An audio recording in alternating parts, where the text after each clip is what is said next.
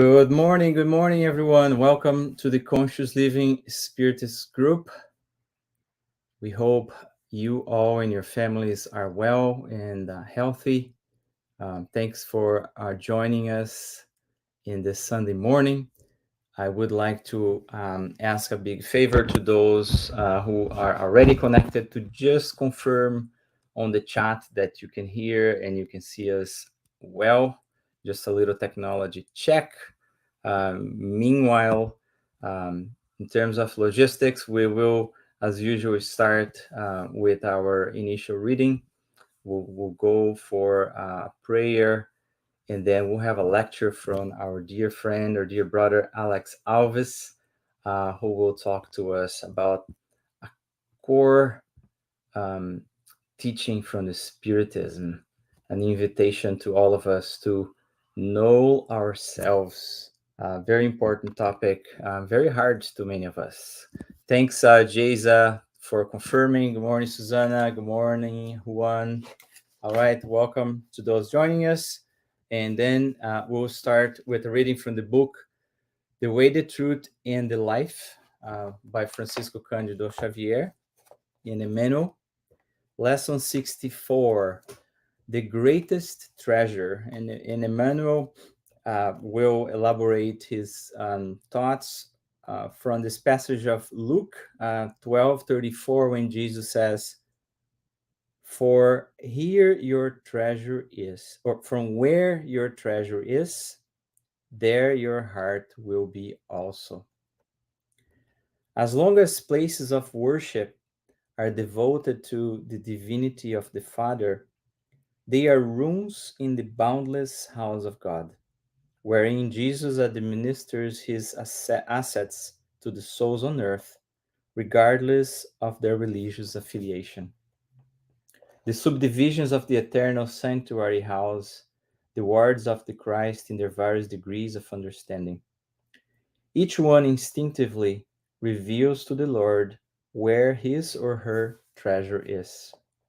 On account of these, in the diverse rooms of his house, Jesus is always receiving contradictory or counterproductive prayers from countless believers possessed by a childish mentality. He does not answer such prayers. Selfish persons speak about their treasures, taunting their precarious possessions. Misers talk about their petty preoccupations. Hedonists display insatiable appetites. Fanatics repeat insane requests.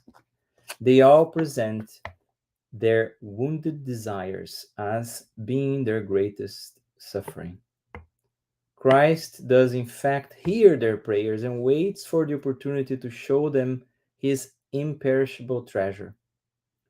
He listens in silence because the young plant needs time to grow. He waits trustingly for the collaboration of resolute and sincere disciples in order to extend his divine apostolate. When the time comes, they appear under his sublime influence, and the scenery of earth's place of worship changes. These are not only believers who show up to pray, but resolute workers who have come to work, full of courage and ready to die so that others may live. They exemplify self denial and detachment. They reveal the Father's will personally, and by doing so, they broaden the world's understanding of the larger treasure, which is summed up in the winning of the light eternal and love universal that have already enriched their enlightened spirits. To those who just joined us, welcome once again to the Conscious Living. And we would like to invite everyone for initial prayer before we get started with our lecture. So, for those who so wish, you may also close your eyes. And we always start by expressing our gratitude to God, our Creator, for another day, for our lives in this blessed planet, the school of our souls. Thank you, God, for the opportunities, for the inspiration of our guardian angels, so that we could all gather together for these brief moments today. We ask you, please, to give us the focus, the attention, to absorb the most from the lessons which are so important to our souls and to our hearts in this morning. We ask you, please, that our guardian angels be present with us wherever we are in this moment, giving us a humble attitude of learners of your teachings, of your laws. May they also help everyone in our homes, all of our family members who may be with us in these moments, in these reflections or not.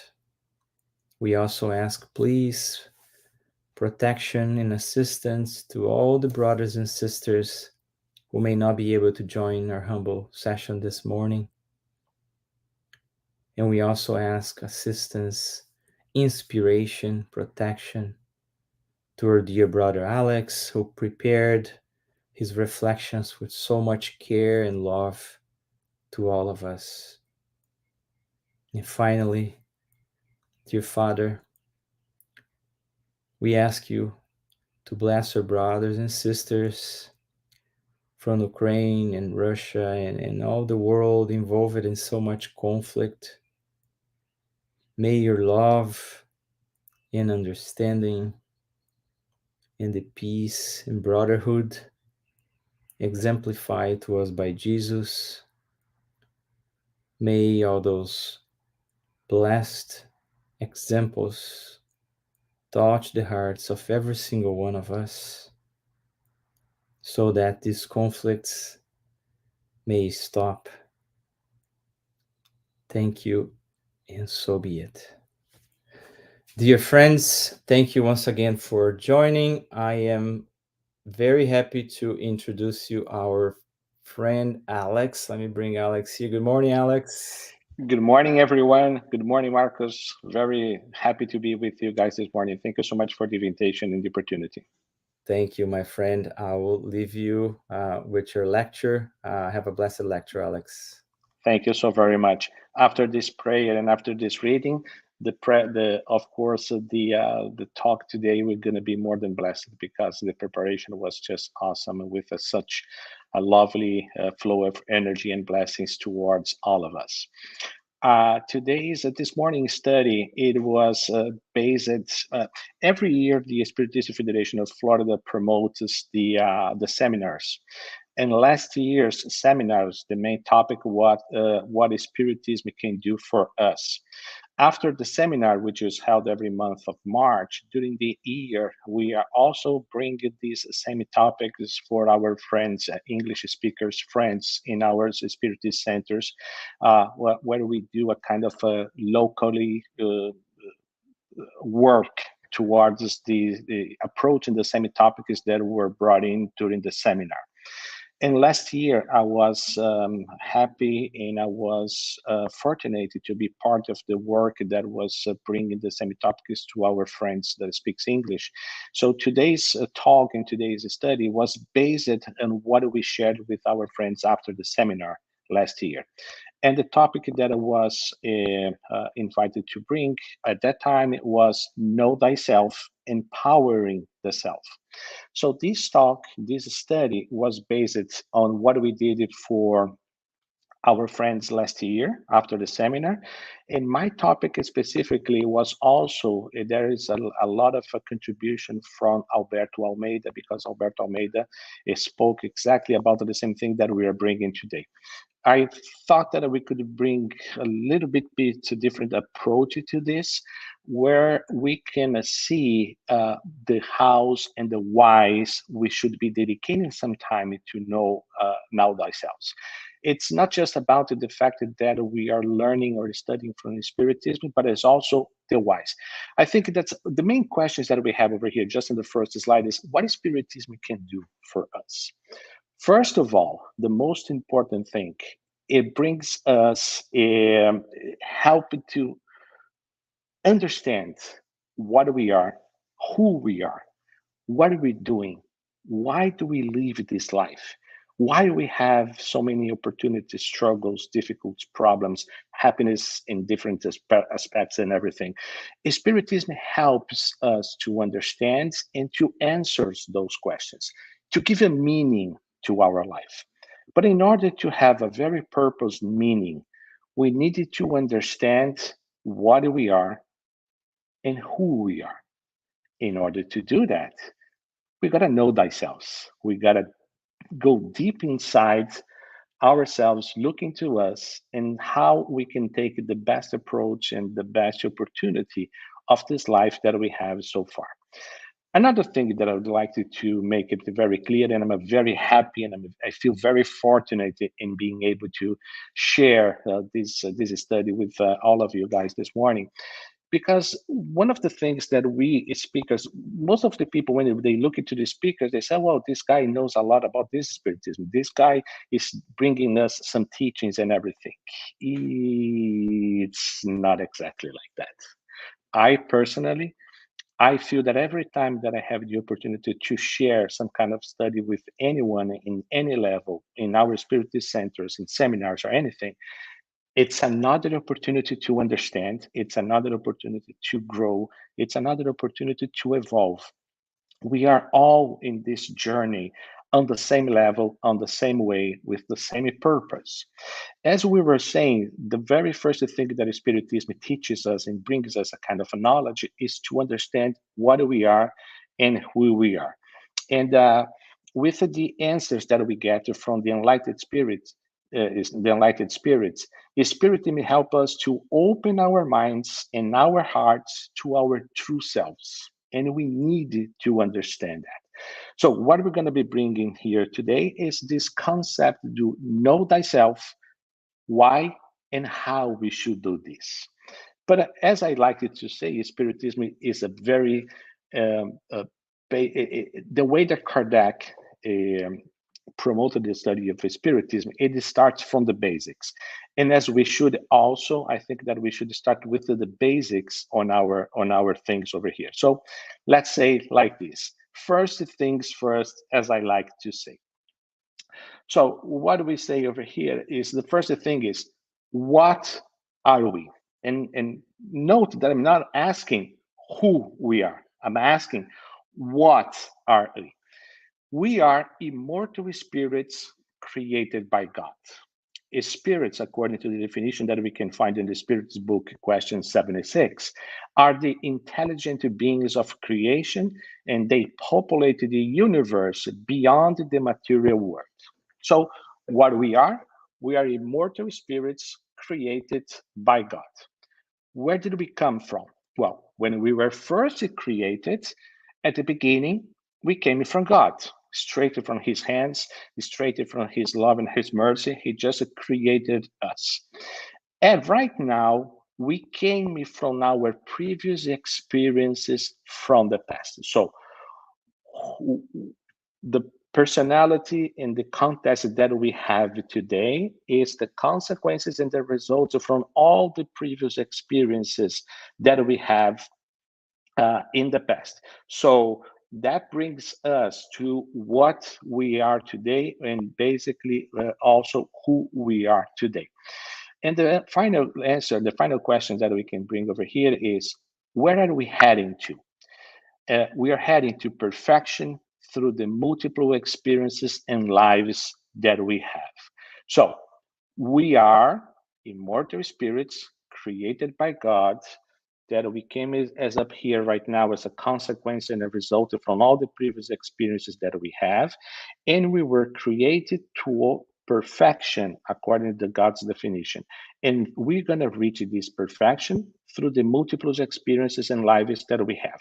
We're going to be able to acquire this knowledge and this information in order to reach the perfection that Christ came to earth to show us and to demonstrate it to us through multiple lives and experiences. Because if not, let's just take a break over here. As Christians, we have Christ as our role model. We look up to him to say, wow, the way that Christ lived, the way that Christ exemplified the moral values, that's where I should be reaching to. That's where I should be looking at. That's my role model. And wish one day that I could reach the same perfection, the same level that he has. Wow. Not sure about you guys. I can tell about me.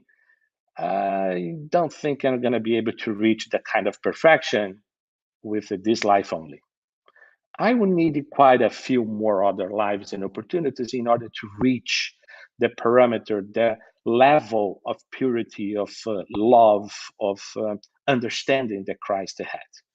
So, if God is just and give to all of us the same opportunities, if we just live it once, how come God would be just in giving to Christ all of the knowledge and all the information that he had, and for us, not the same conditions? How God would be just if we were born with all the resources that we might need or that we would like to have it, and my next door neighbor is struggling with um, hunger, difficulties in his life, losing a son, losing a job, or these kind of things. So, in order to be just, God would have to be giving to all of his sons and daughters the same opportunities and the same chances. So, in order that we all go through these, just one life is not necessary. It's not enough for everything that we have to learn. We got to go through multiple existences and lives because our body doesn't resist more than, I would say, nowadays, 85, 90 years with a very good health quality. But in order to reach and to learn everything that we need much more time than that. That's why to reach perfection, we must keep living multiple existences in life is in order to go through all the experiences and learning experiences that we must have in order to reach that perfection. So first things first, what we are, where we did we come from, and where we are heading to. So, is this too much complicated? Actually, it is not. It's not that much complicated. It makes a lot of sense as we can explain the differences that we have. My life, who we are today, it's the result of my previous lives and experiences. So that explains why we have so many differences and then different aspects between all of us. I have a background which is totally different from my next door neighbor or even my wife or even my kids. I must have lived in different parts of the globe in different conditions and everything. And my experiences in my life today can explain why my wife and my kids have different values or different lines of thoughts and everything, or even between brothers and sisters coming from the same family. We were all created and raised in the same way by the same loving parents. We all had the same opportunities. We went to the same schools. We had our formation based on the same things. But my brother, myself, and my younger brother, we are the three of us. We are all totally different from one to the other, because before that we had some different lives and experiences. So when you look into our existences, and when you add the concept and the idea of multiple lives, it helps to explain a lot all of these differences that we have between us. Also, it gives us, when we take this into consideration, give us a totally different perspective because it helps us to understand the reasons and the whys for our suffering and our struggles. I might be suffering or having much more difficulties at this moment, most likely because that's the pathway that I choose for my own evolution in order to be able to prove to ourselves that I have enough patience, enough tolerance. I must go through situations and conditions that will test my patience and my tolerance. Unfortunately, patience and tolerance is not something that we go to Walgreens or CVS, you buy some medication, a prescription, you take twice a day, and by the end of the a week treatment, you're going to have a full of patience and tolerance. Unfortunately, it's not like quite that. We gotta go through experiences and situations which will try out our patience. So every time that we ask for patience, God will give us a situation where our patient will be tried out, where we're going to be able to develop it and to evolve in our feelings, in our patience, in our tolerance. So I might have choosing for myself a different pathway towards my evolution than my brother on this incarnation. So that's why we have different also perspectives and we have different situations in our lives. My brother can be so blessed, everything happens in good for him. He reaches everything that he desires, everything that he planned for his life. It happened in the way that he was planning or expecting to. On the other hand, for somebody else, everything that he tries to do, everything that he endeavor himself in, it doesn't move forward. It doesn't go as smooth as he was expecting because his pathway is kind of different. He needs to learn a little bit more of his patience or tolerance, for example. So when we take this in consideration, it helps to understand those differences that we have. And now what? Now I understand where I am, what I was, where I'm coming from, and I have all of this knowledge. Well, and now what? Now it called what? Place us in control of our lives, which is placing in control of our lives can be interpreted today by a very fashionable term that everybody is using nowadays, which is called empowerment. So I'm in charge of my life. I know what I am, well, I know the results that who I am today is the results of my previous experiences. I understand that I have to go through multiple lives towards me in the future in order to reach those perfections.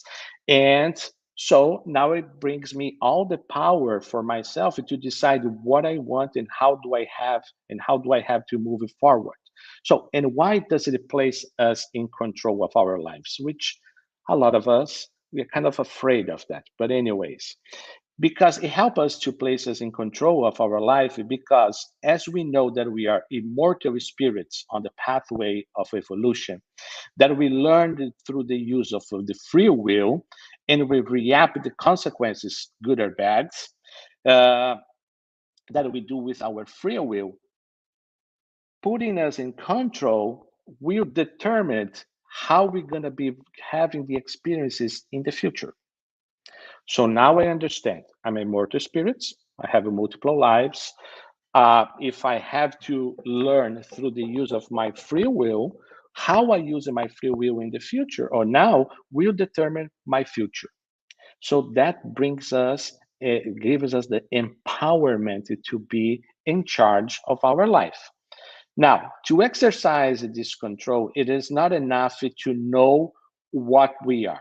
It is necessary to know, understand, and accept who we are, our characteristics that define our individuality. So that's why on the first slide back there, I put the question, what we are.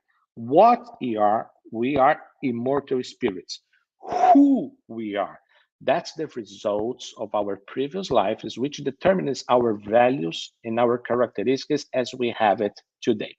So, in order to take total control of our future, total control of our lives towards the future, we must to understand and to know who we are and what we needed to change and what we needed to take care in order to be evolving on a more smoothly way, not just on suffering, because most of us, most of the time, we have to go through the struggles and the sufferings because we do not understand how to do the things on the way that Christ and God are expecting from us. So, but in order to take us control in our lives, is that much difficult to understand it, too much complicated? No, it is not, but it requires a lot of courage.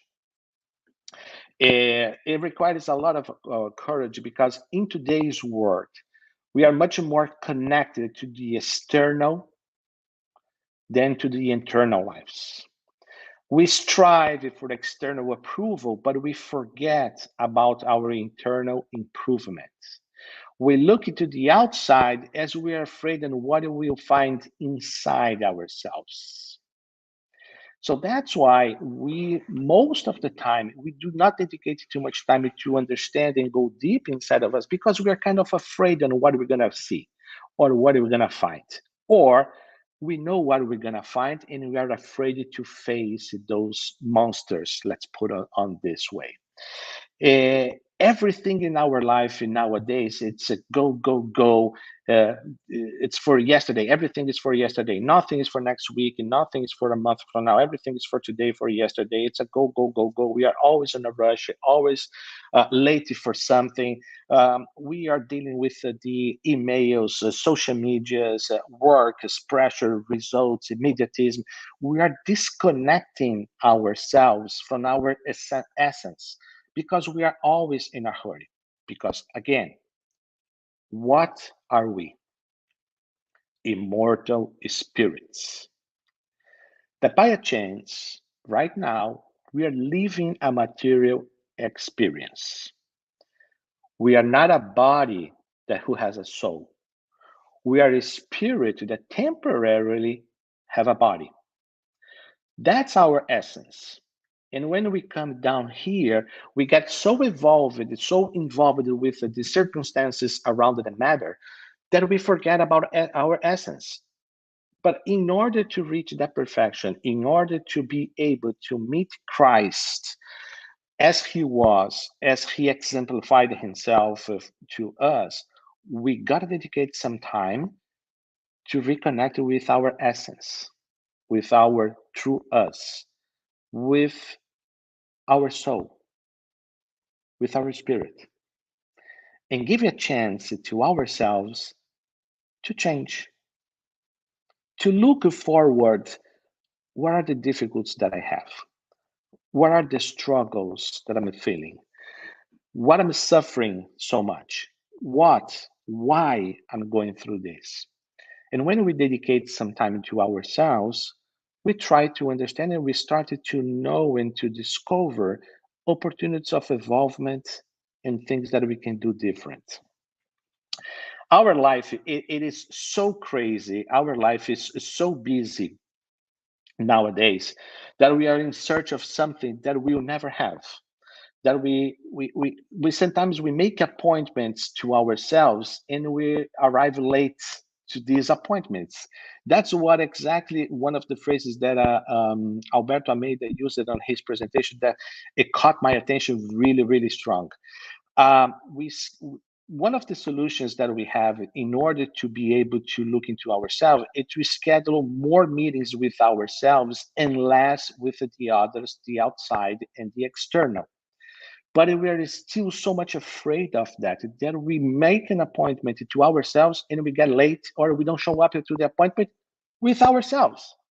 Well, but how come is that? If I made an appointment with myself, how can I can be late to appointment with myself? Well, we come with the excuses. Well, today I decided that I'm going to dedicate some time to reflect, to work on meditation, or today I'm going to do the gospel at home, or today I'm going to the spirit center, the church, the mosque, the synagogue, whatever religious institution that we related to that we feel comfortable with.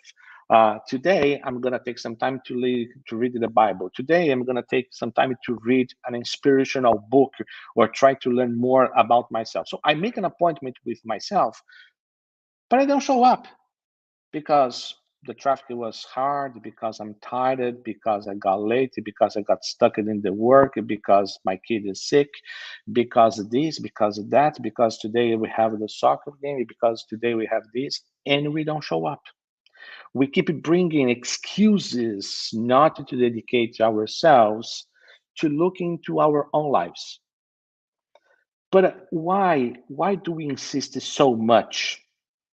Why do we bring this concept of knowing ourselves in such a strong way, and why it's so important that we dedicate and we try to learn out of this? As we can read on the spirit book, now part 3, moral perfection, self-knowledge, question 919. That's one of the most, I would say, known questions from the spiritist book.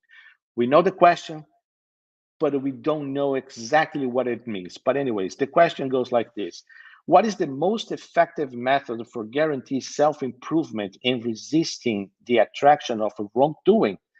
And the answer from St. Augustine is: a philosopher of antiquity once said, know thyself.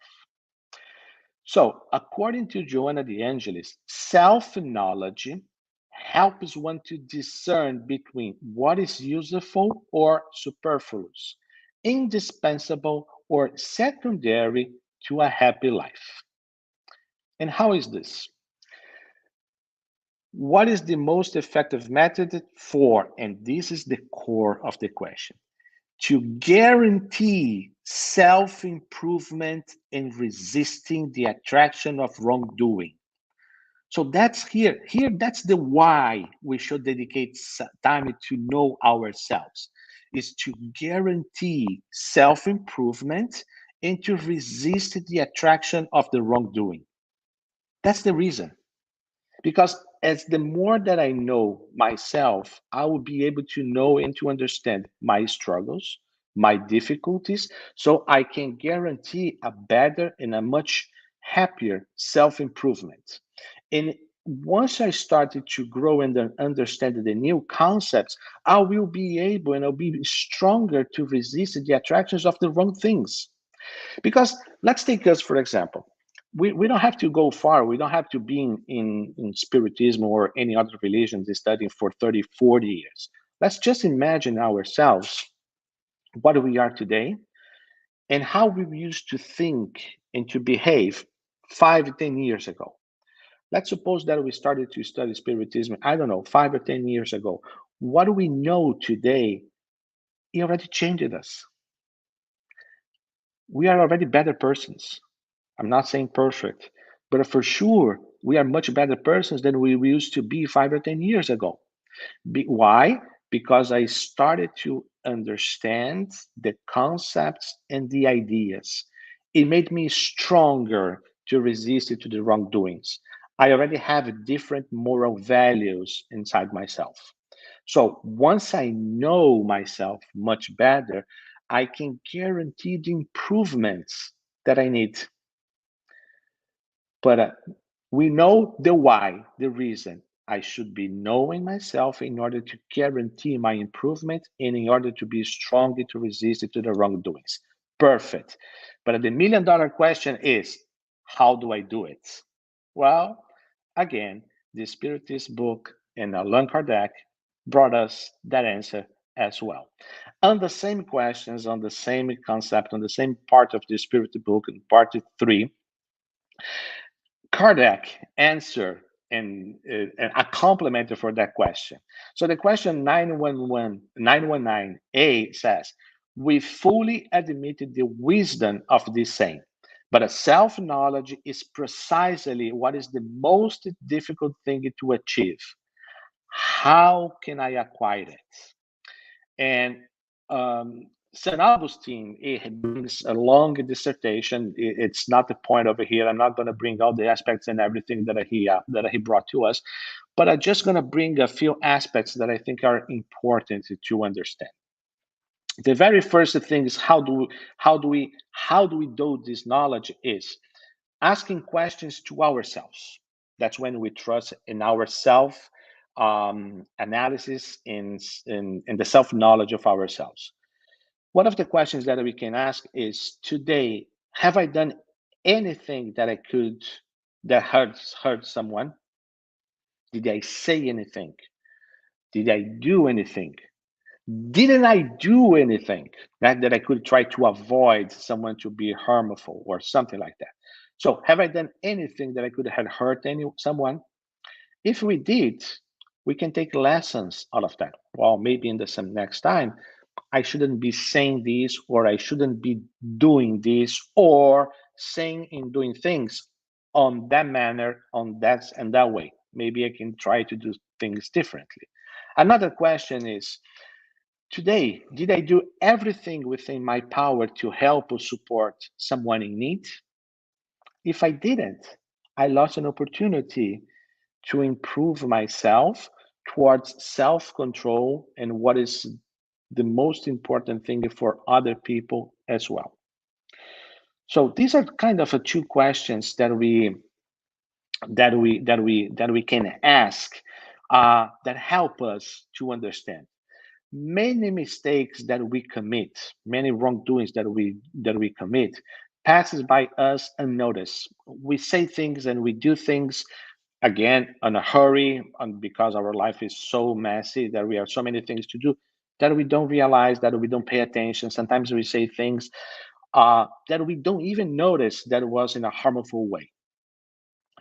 If we follow the counsel from St. Augustine, this guidance over here, we're going to be starting to ask our conscience more frequently. We're going to have to take about 5 or 10 minutes during the day, trying to go over everything with all the people that we talk, the outcome of our conversations, if we feel comfortable, if we feel good, if you feel bad, if we feel that we said something that wasn't on a bad way, in the most proper manner to say it. Our conscience, we're going to start to bring those answers for us almost instinctively and instantly. Uh, we're going to be able to listen to our conscious voice much easier. Uh, these are personal questions. And from the sum of those answers, um, we can compute the sum of the good and the evil that still exists in us. So, did I do anything that was in my power to help someone today? No, I didn't. Well, then we can start to realize that we still have opportunities to improve the way that we look into people and opportunities to help other people as well. Another thing that we can do is, besides the questions that we ask it to ourselves, some of the questions are the questions that we can ask for our friends and for our enemies. Oh yes, the enemies.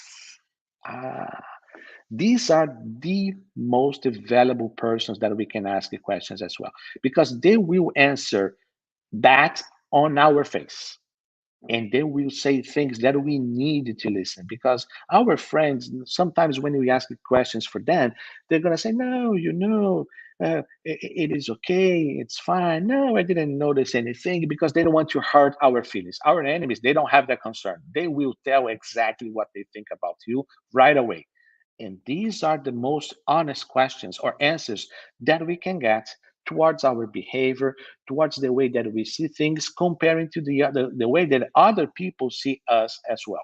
So some examples and questions that we can ask to our enemies is, it's important to get an external perspective about ourselves, not just in our inner circle, me, myself, and the ones that live closer to us. It's important to get other person's analysis and perspective, because they might have different points of view than us.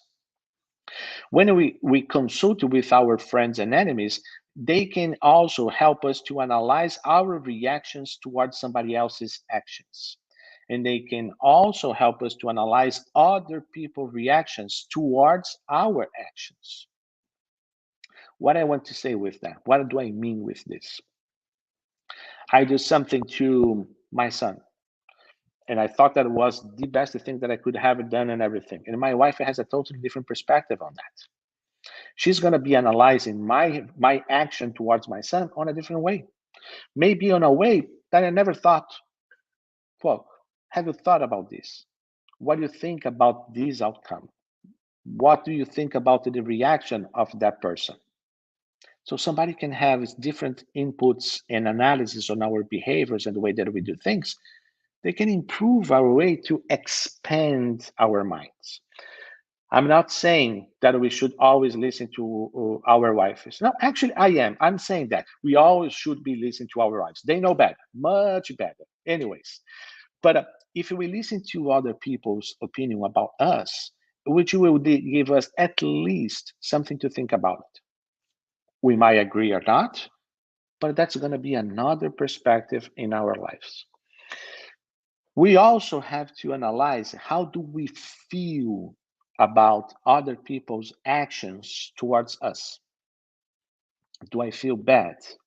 Do I feel uncomfortable? Do I think that person was unfair with me? We can keep those feelings to ourselves. We don't have to get even on this. But this, that also will be teaching us ways that we wouldn't like to be treated. If we don't like to be treated like this, why I should be treating other people like in this same way? One of the major or core teachings from Christ is doing to the others what you would like the others to do into you. And analogy, in the same analogy, don't do to others what you wouldn't like the others to be doing to you. So if we feel uncomfortable about some situations and things that happens to us, that also give us a teaching in how we should be treating other people. And again, why is that important? Because that is going to start to bring to us a lot of other consequences and results, which is going to be redefining our lives and our purpose. And we're going to be understanding much better why we're here and why it's so important to be here. So one of the consequences and the results that we can get out of this analysis that we are seeing this morning is going to redefine purpose and values. So I'm going to start to see and question myself from now on, how do I see life? I'm just seeing life for the next 30 years, for the next three incarnations. So if I'm still seeing life for the next 30 years, I'm going to still be doing things and behaving myself as life is going to be end at the end of my life, and there was nothing after it, there is no consequences. And I'll try to get the best out of this life. But if I do understand that we have our lives keep going on, that I will have other lives ahead of me in order to get more knowledge. So I'm gonna also to understand that will always be consequences on everything that I'm choosing right now for myself and for those who lives around me. So if I understand that I will have to come back and reap everything that I'm sowing today, I'm going to start to see and care about my manners and my values and my behavior and how do I treat people on a different way. So, if I'm going to have the consequences in the next life, in the next three incarnations, why I should be hurting people as of now? Because in the future, somehow we're going to get along. That's the law. If I don't get along with someone today and I can't be making friends with him while we are on the way, make no mistake about it. Life will bring that person back to us somehow. Life will bring that experience to us again somehow, and we will have to get along. So it's better to get along right now than to having to have the experiences in the future. So if I'm looking into my life for the next three incarnations, my behavior, my values right now will change completely. Because if I'm empowering myself to be in charge of my life, I gotta choose what I have for me, what I want for me in the future. So if I want to choose for myself a more tranquil and easy life where you're going to be able to just develop the moral values and not have to learn from the scratch everything again, I will start to change my behavior right now. I'm going to start to try to be a better person right now. I'm not saying that we're going to be perfect right now, but we're going to be better right now. So, with this new perspective, is this, anything, any situation, any fact that we are going through, is this really important? Under this new perspective, what is really important? And we're going to start to see that a lot of fights, dislikes, problems, and and feelings that we have, it's not important at all. Whatever is going on right now, in 1 year from today, 5 years from today, it's not going to be important at all. So if it's not going to be important at all, why should I be concerned? Why I should be wasting my energy in something that's not really important? What is really important? The idea and the concept that we are on this life, living the experiences that we were invited to, in order to see how we use our free will. I'm not here to get even with person, or if I suffer something from someone, that I must be get even with that person, or that I hold grudges against someone or something, situations that happen to me. This is not important, because whatever people cause it to me, it's not my problem. It's their problem. They are the ones who's going to have to collect the consequences with us or with somebody else's. So we started to question, is this really important? What is really important from now on? And once we see this, the changes will start to come to our lives. If we want different results, we got to do things on a different way. So if I have to have a real control and empower myself to be in control of my life, I needed to start to behave in a better way, on a different way. To get different results, we got to do things on a different way. Expecting different things or different results and keep doing the same things is not going to happen. That's the definition of insanity. It's not going to be like this. In order to get different results, we got to do things on a different way. And as we change, as we evolve, we're going to have, and we're going to start to have a much broader and a much more stronger mental maturity. As we understand, life is full in purpose, and its main aspect is immortality. So we're going to start to define, well, this is really important. That doesn't bother me. This is something that I needed to address so I can get better and take a better opportunity of this life in this incarnation. These I don't even bother because it's not affecting me. We're going to be choosing, pick and choosing for real our main battles. Because in this life, as we are struggling with so many things around us, the things that we cannot control, as we reach and then we get to this mental maturity, we're going to be able to pick and choose the right battles, the ones which are going to contribute to our own spiritual evolvements, the ones which are going to guarantee us that we live this life, this earth, much better than when we came. Then we can start to pick and choose what is the right for us. With the mental maturity, we're going to have and acquire the moral maturity. Better thinking, better choices, better consequences. And we'll also be able to overcome our instincts. And when we reach this moral maturity, we are truly empowering the self. We're truly in charge of our life for the future, because we're going to be able to determine the consequences and what we're going to have to collect or to react on future lives. If I'm doing good things right now, if I'm learning everything that I have to learn, future lives most likely will be less demanding than we are today. Future lives, we're going to be much easier, keeping the different aspects for each one, evolutions and compromises and everything. But we're going to be stopping to adding uh, um, consequences and compromises for the future. One of the things that we learn, especially in the works of Andre Lewis and Emmanuel, is it's what we call the ones that come to Earth and leave Earth basically with the same balances when they came in. That's what we call the doers, or the ones who reach their goals and everything.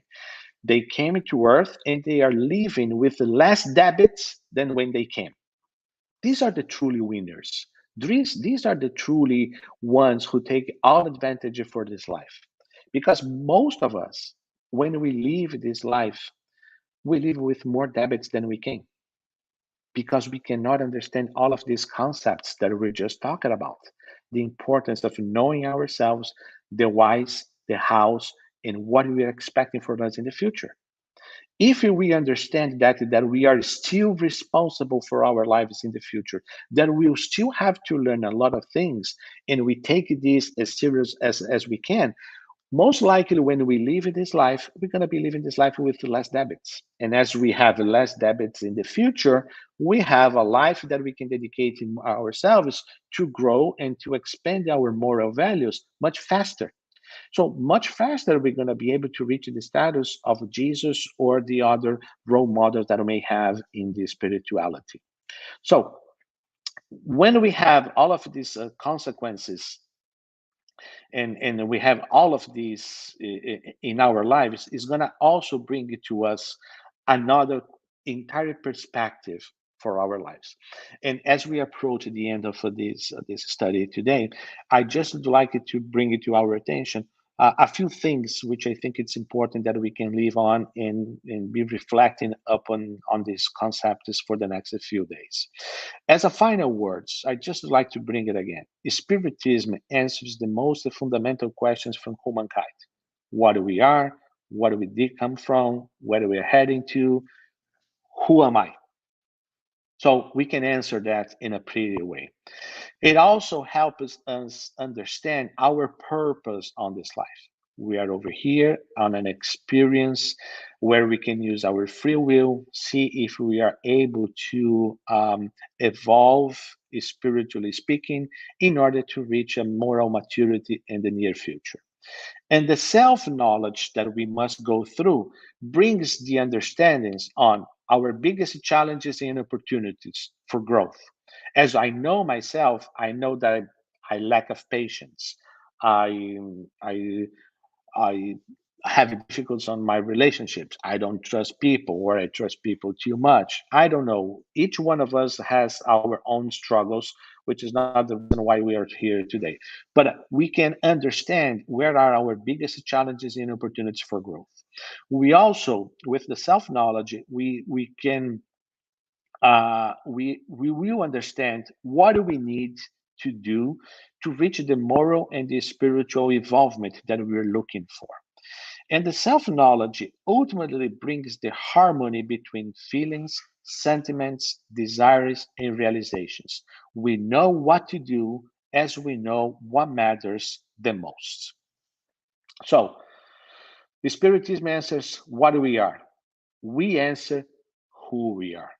The purpose of our lives: to live the proposed experiences using our free will, to learn and to grow with these experiences. And the self knowledge will show us the main points to improve our behavior, our moral values, so we can get closer to Christ as soon as we can. And these are the reasons why we should be dedicating ourselves to know thyself. That will help us a lot to evolve faster and reach the growth that we are all heading to. We are all friends on this journey towards the same goal: perfection, involvement, purification. That's why we are here. Thank you so very much for your time and attention on this glorious Sunday morning.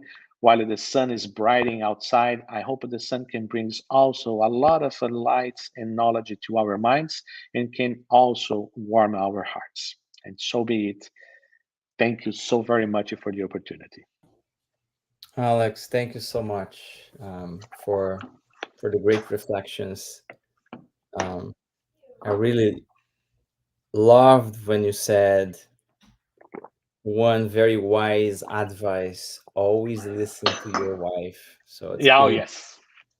Oh 20 yes. years in counting. Yeah, I'm getting to that lesson. Oh yeah, Marcus. Eliane and I, we are reaching almost 40 years together.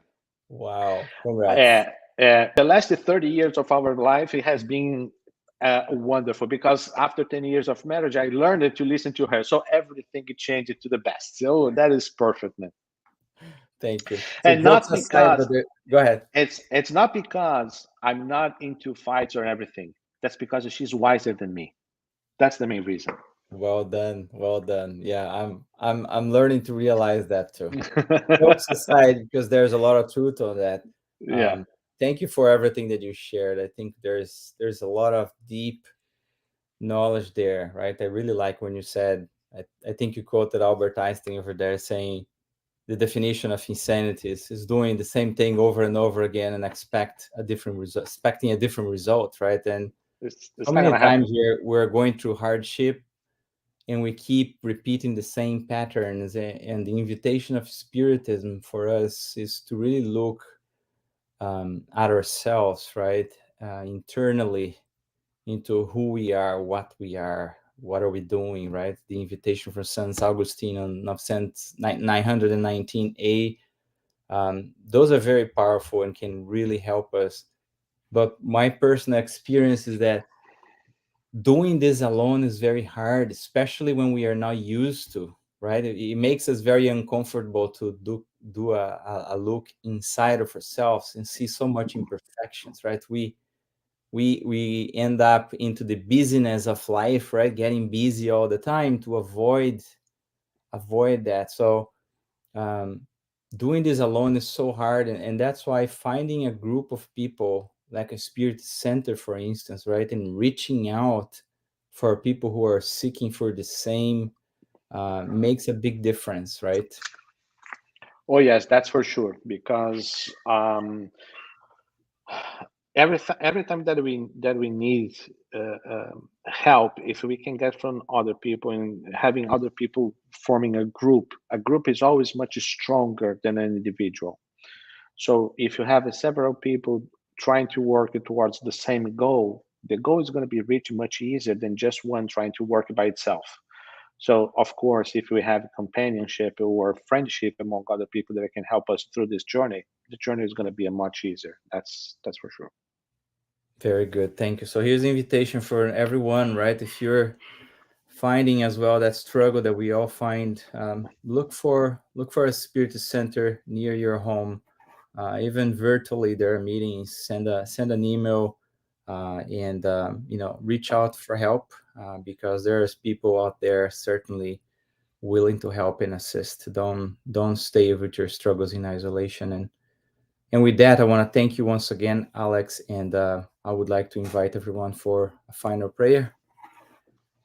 Once again, closing your eyes, and now thinking of our beloved Master Jesus, which was mentioned by Alex in numerous times, our friend of all times, our teacher and brother. Dear Jesus, please be with us during the week ahead. Help us to keep in our hearts and our minds the teachings, the lessons that we here received through our brother Alex. Please allow that our guardian angels be with us throughout the week, inspiring us and encouraging us to have the humility to seek for help when we need, to have the love to help those in need who may be around us in the same home, or those at work or outside. May, even with our limited conditions, may we all be of assistance. And once again, please, we all direct our thoughts to all of those who in this very moment may not be as fortunate as we are, those in the hospitals, those abandoned on the streets, those imprisoned or fleeing from war, coping with the loss of their homes, their health, their loved ones, their jobs. May the good spirits find a way to reach their hearts, their consciences, giving their strength to persevere, and to be always connected with you and your love. Thank you, and bless all of our homes until we meet again. Thank you, and so be it. Thank you, Alex, once again. Appreciate you being with us. Thank you all for joining us, and we wish you all a blessed week ahead. And until next time, have a good Oh, Sunday. thank you so very much, Marcos, and once again for the opportunity. And I hope to see you guys soon. Thanks, Alex. Bye, everyone.